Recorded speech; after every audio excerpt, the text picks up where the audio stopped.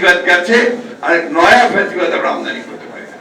আমি এদিকে নয়া ফ্যাসিবাদ বলি এই জন্য যে ওই আওয়ামী লীগ আজকে দিল্লিতে বসে ষড়যন্ত্র করছে যে বাংলাদেশ এই বিজয়কে ভণ্ডুল করে দিচ্ছে। এখন কিন্তু তরুণরা একটা নতুন যুগের সূচনা করেছে। এদেরকে যেন আমরা ব্যর্থ হতে না দিই, এদেরকে এই যে আশা আকাঙ্ক্ষা যে স্বপ্ন তারা দেখছে সেই স্বপ্ন যেন ব্যর্থ না হয়।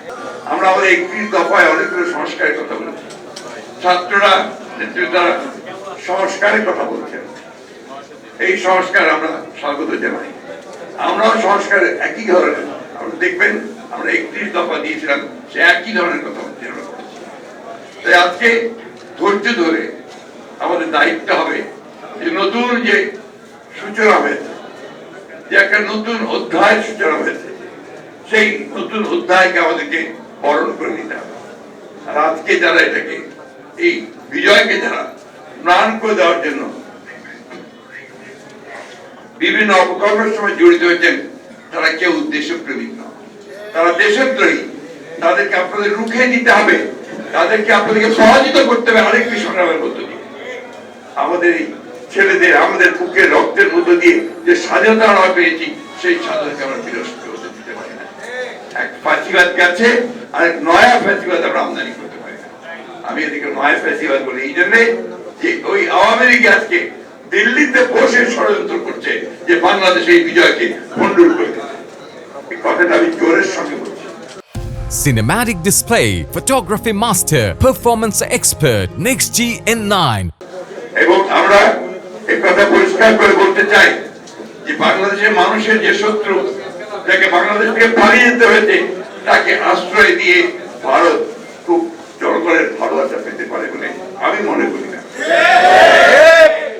আজকে আসুন আমরা আমাদের এই মহান নেতার এই মৃত্যুবার্ষিকীতে তাকে স্মরণ করতে গিয়ে আমরা আমাদের সমস্ত নেতাদের যারা আমাদের এই দলকে প্রতিষ্ঠিত করবার জন্য অবদান রেখেছেন, তাদেরকেও স্মরণ করি।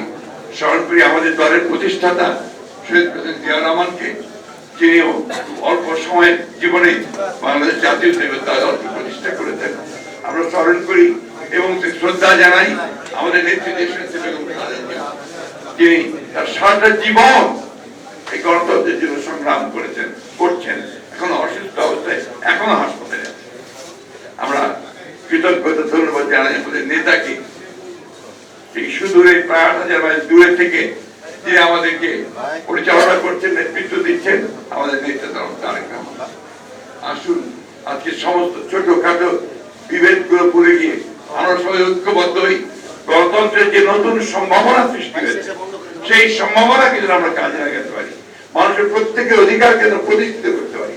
আরেকটা কথা, এখানে আমরা প্রায় সবাই বেশিরভাগই আপনার একটু বয়স্ক মানুষ, ইয়াং জেনারেশন আছে এদিকে। এখন কিন্তু তরুণরা একটা নতুন যুগের সূচনা করেছে। এদেরকে যেন আমরা ব্যর্থ হতে না দিই, এদেরকে এই যে আশা আকাঙ্ক্ষা যে স্বপ্ন তারা দেখছে, সেই স্বপ্ন যেন ব্যর্থ না হয়। তাহলে আমার রাষ্ট্র ব্যর্থ হবে। এটাকে মিলাতে হবে, আমাদের চিন্তা তাদের চিন্তাকে মেলাতে হবে, মিলিয়ে সামনের দিকে এগিয়ে যেতে হবে।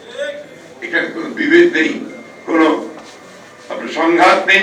আসুন আমরা সবাই ঐক্যবদ্ধ হবে আমাদের রাষ্ট্রটাকে, যে স্বপ্ন দেখেছিলেন, যে স্বপ্ন দেখেছিলেন শহীদ প্রেসিডেন্ট জিয়াউর রহমান, সেই স্বপ্নকে বাস্তবায়িত করার জন্য আমরা সবাই কাজ করি।